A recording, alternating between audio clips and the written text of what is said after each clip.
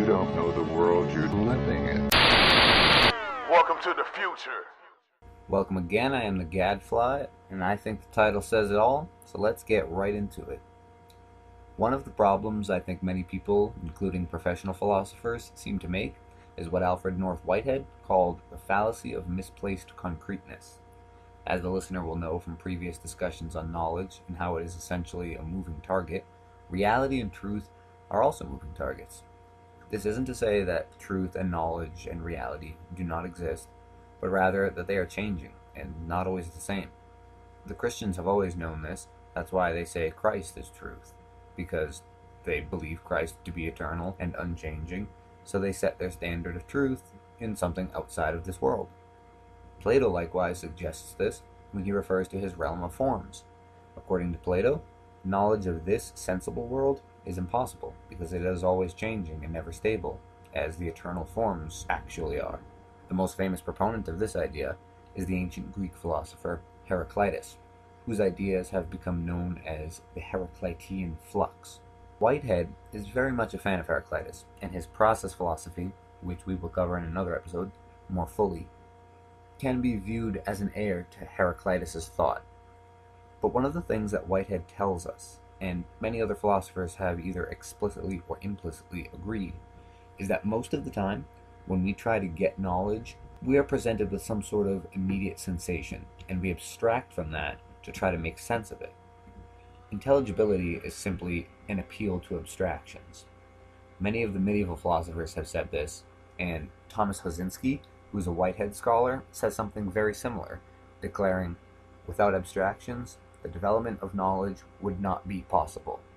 Many of our abstractions try to claim a completeness that they do not possess."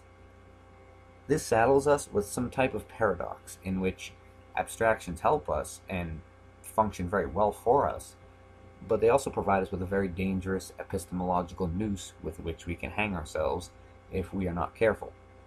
Whitehead says the paradox arises because we have mistaken our abstractions for concrete reality. So, to give a strict definition of what the fallacy of misplaced concreteness is, Lozinski says it is a compound of two distinct but related errors. First, forgetting that our idea of a thing is based on only some of its aspects, and ignoring many other aspects that are equally there in the actual thing.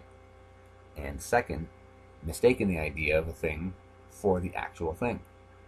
He goes on to give an example of a scientist who might refer to a rose as merely a collection of atoms, and while this is true in part, it's not the whole of the rose's reality. It ignores the beauty, the fragrance, its symbolic role as a symbol of love, and many other things that a rose actually is, other than just atoms arranged in a certain way.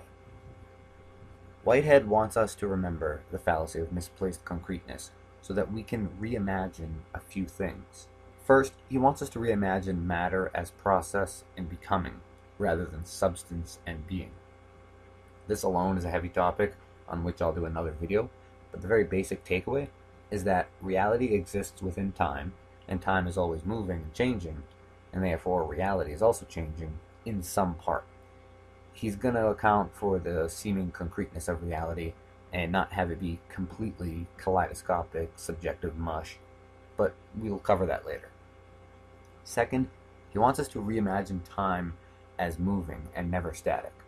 He thinks that a lot of the time when we talk about days and minutes and hours and seconds, we are unfairly abstracting an idea we have come up with and pretending as if the idea is actually a single, unmoving, unchanging unit of time that can be isolated from the rest of the body of time. He claims that at any instant there is nothing. Each instant is only a way of grouping matters of fact, and process, activity, and change are the matters of fact. The third and most interesting notion that he wants us to reimagine in light of this fallacy of misplaced concreteness is the mind-body problem. Whitehead wants us to believe that the mind and the body are the same type of thing, but not the way modern reductionists would have us believe. Curiously enough, the best exposition of this belief comes from an earlier philosopher, Charles Peirce, who greatly influenced Whitehead.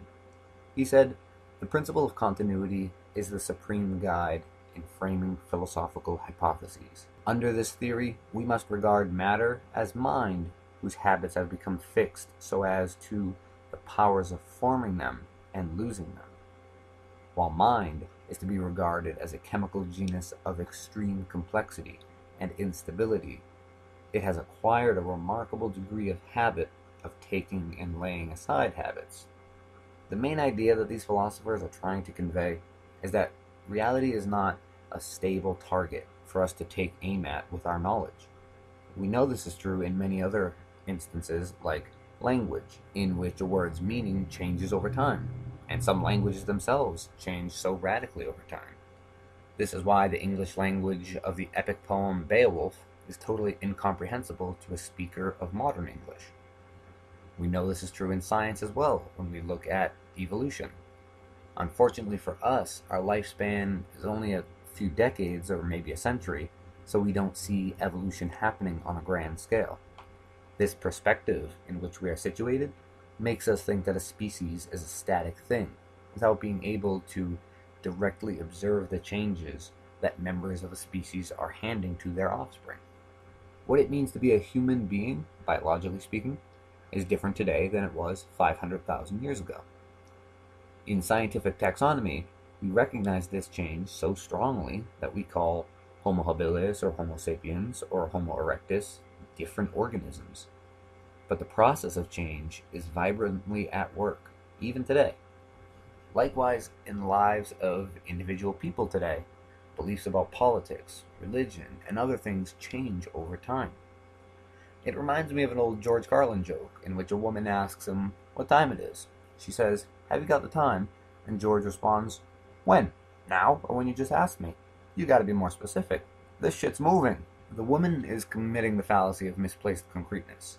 And now that we have seen that we commit the fallacy of misplaced concreteness more than we might know, let's look at why it matters. Let's look at what the effects of this fallacy actually are.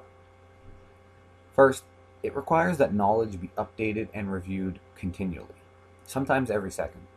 Mundane things, such as the current time, obviously need to be updated every second. But also, things such as science, as a body of knowledge, must be updated continually. Some people fall into the fallacy of misplaced concreteness because they think that science has discovered objective, unchanging truth.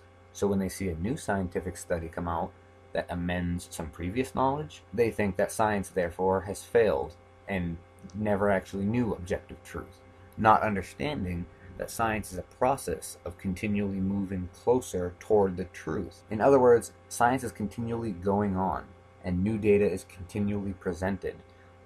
Therefore, some of our old ideas need to be filtered out to make way for new ideas that work better. Kind of like rotating food in your kitchen pantry. Every second the food is in there, it's moving closer and closer to its expiration date. And when those foods approach that date, you remove and replace them. 2. This fallacy removes certainty and stability. I've done a couple of videos on fallibilism and knowledge, so I won't go into depth in those topics here, but if we recognize that time is moving and reality is happening within time, we can recognize that data is currently being discovered and some of it might be outdated. That's going to lead us to the conclusion then that the best we can do is be certain about the past, never the present, and certainly never the future. The most you can say is, last time I checked, XYZ was the case. Technically speaking, you can't say, I know it for sure, because whatever you're referring to is subject to the same laws of nature as anything else, and an outside force may have acted upon it to change it from its state of rest. David Hume takes this a step further in what he calls the problem of inference. It basically suggests that there's no reason for us to believe that the future will behave like the past, other than the fact that we have become accustomed to that. Again, Peirce echoes this sentiment because he says that the laws of nature are habits developed by nature to act a certain way, such that odds are they're not going to change, but the idea that they are necessarily unchanging isn't warranted. 3. This also raises a problem for deductive logic as well. The problem arises because if our starting terms change truth value, so too can our conclusions, despite the validity of the formal structure. For example, if I say that Socrates is a man, and all men are mortal, therefore Socrates is mortal, that is a valid logical structure. But if the transhumanist singularity happens and men are no longer mortal, then that statement becomes untrue. Or if we redefine what it means to be a man, then that argument likewise fails to hold true. At the end of the day, we must remind ourselves that what we know is our best approximation of truth, as it was when we investigated it. Setting aside the obvious fact that we may have come to a wrong conclusion in that investigation, we must remember that even if we came to a true conclusion, it might have since changed. We should be less confident that our political or religious or philosophical opponents are idiots who don't have the full truth, and that we do, and instead consider that we might only be looking at a rose as a pile of atoms, whereas they might be looking at a rose as a fragrant, beautiful symbol of love, or vice versa. The point I'm trying to make is that we might not be wrong, but we might be incomplete. Thank you for joining this week, and if you have subscribed to see next week's episode, I will see you then. They were meant to see either that or everyone else's.